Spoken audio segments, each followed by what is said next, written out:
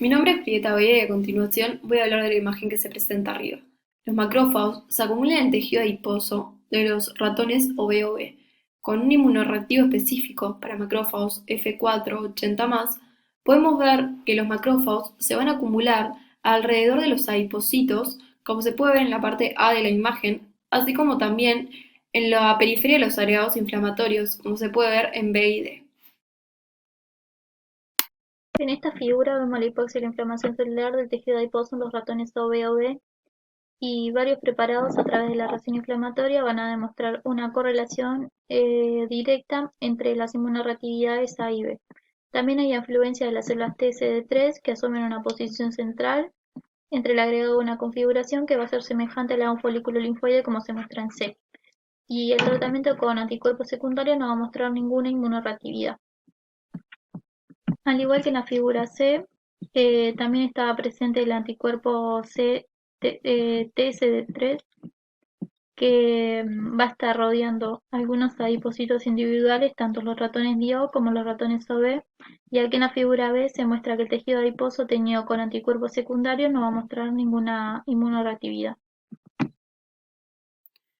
Esta es una gráfica de una citometría de flujo donde se muestra la cuantificación de células del tejido adiposo CD4 positivas, CD8 negativas y CD4 negativas, CD8 positivas.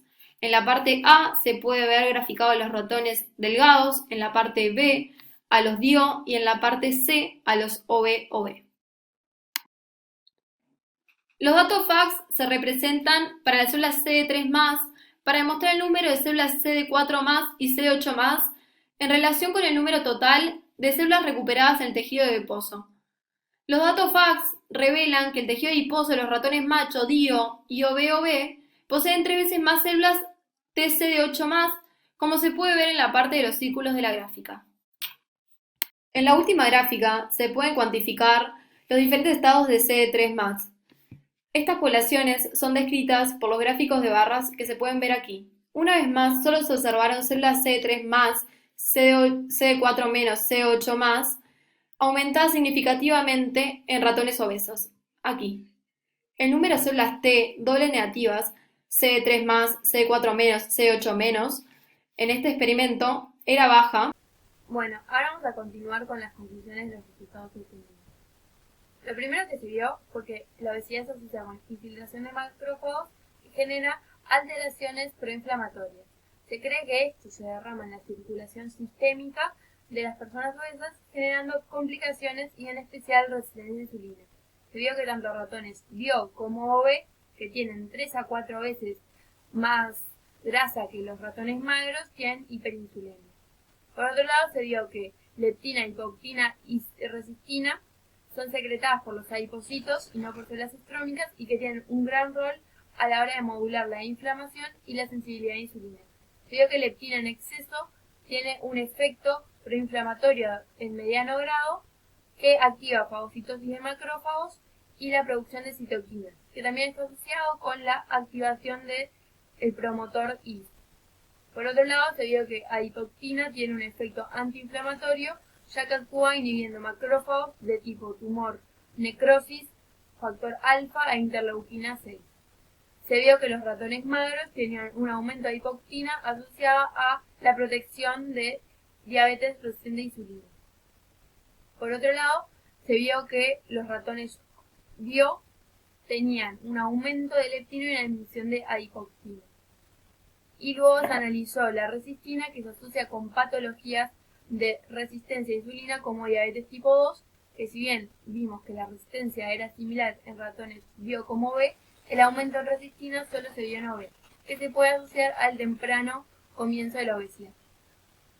También se vio las concentraciones séricas de marcadores inflamatorios como TPA1 y MCP1. Se vio que TPA1 aumenta frente a inflamación y MCP1, que es un monocito y un macrófago quimiosuprescentes, está aumentado tanto en ratones obesos como en personas obesas, y que la única forma de disminuir la concentración de esta sustancia en suero es mediante la pérdida de peso. Bien.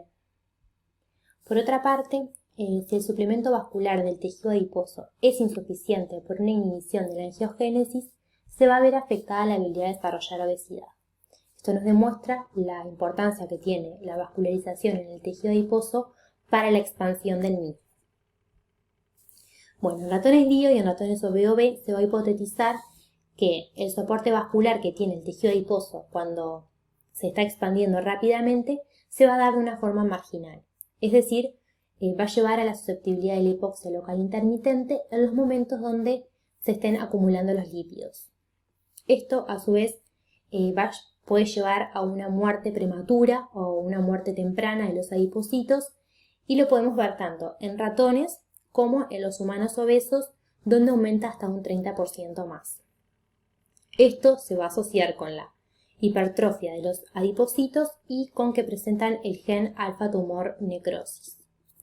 Lo que pasa un poco con los adipocitos cuando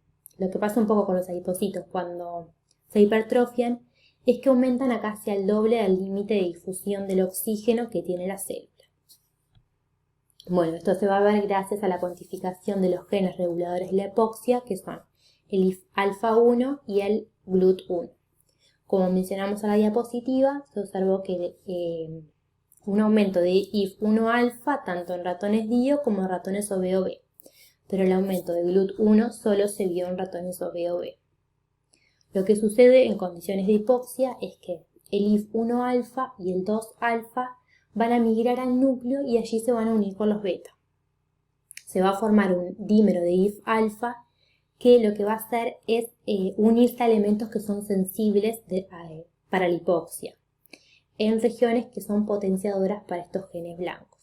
Y lo que van a producir es un aumento de la angiogénesis y también de la inflamación. Por último, destacar que los adipocitos y los macrófagos aumentan la producción de las hormonas angiogénicas por una inhibición del IF-1. El IF-1 es capaz de modular el reclutamiento de los macrófagos cuando hay una lesión inflamatoria. Conclusión. Se mostró la evidencia de la obesidad e inflamación sistémica que se asocia con condiciones de hipoxia en el tejido adiposo. Que la PO2 en el tejido adiposo perigonadal de los ratones DIO como OBOB es menor que en el de los ratones delgados. La hipoxia en el tejido adiposo conlleva la presencia de los macrófagos. También se documentó el hallazgo de las células TCD8+, que además de los macrófagos se acumulan en el tejido adiposo de los ratones. Transportador GLUT1. El transportador GLUT1 es un transportador de glucosa y su función principal es mediar la captación de glucosa basal independientemente de la concentración de insulina. El ARN mensajero de dicho transportador se expresó tanto en ratones obesos modificados genéticamente y obesos inducidos por la dieta. Sin embargo, la proteína de dicho transportador se expresó únicamente en los ratones obesos modificados genéticamente. Se ha demostrado que este transportador es regulado por la hipoxia y este evento promueve la supervivencia de la célula, facilitando la glucólisis en situaciones de privación de oxígeno. En cuanto al análisis de anticuerpos basados en pimonidazole, se observó que en los ratones magros delgados casi no hubo ninguna evidencia de monorreactividad con el pimonidazole, pero sí en ratones obesos inducidos por la dieta hubo una tinción intensa citoplasmática y en ratones obesos modificados genéticamente hubo una tinción aún más intensa. En consonancia con estos datos, se observó que el tejido adiposo de los ratones obesos modificados genéticamente y obesos inducidos por la dieta, la presión de oxígeno es muy baja en comparación con los ratones magros delgados. Usando la inmunohistoquímica, se hallaron dos tipos celulares, uno son los macrófagos F480 positivos y otros son las células TCD3 positivas. Estas células se hallaron rodeando a adipocitos individuales, y en el tejido adiposo de los ratones obesos modificados genéticamente se hallaron las células TCD3 agrupadas circularmente rodeando a los macrófagos F480 positivos. Sería muy interesante averiguar el linaje de estas células TCD3 positivas, ya que podrían pertenecer al subgrupo TCD4 positivo o al subgrupo TCD8 positivo. En el caso de que perteneciera al grupo TCD4 positivo, se podría plantear que estas agrupaciones pertenecen a centros germinales ectotópicos. Debido a que para un análisis óptimo se utilizaría la técnica FACS, no la inmunohistoquímica, se impulsó para realizar este tipo de técnica. Conclusión general. En este esquema podemos ver los cambios según lo decía. En la foto de la derecha es un tejido adiposo hipertrófico, donde hay mayor cantidad de macrófagos, CD8 citotóxicas e hipoxia. Esto lleva a la inflamación del tejido y esto puede provocar la retención de insulina.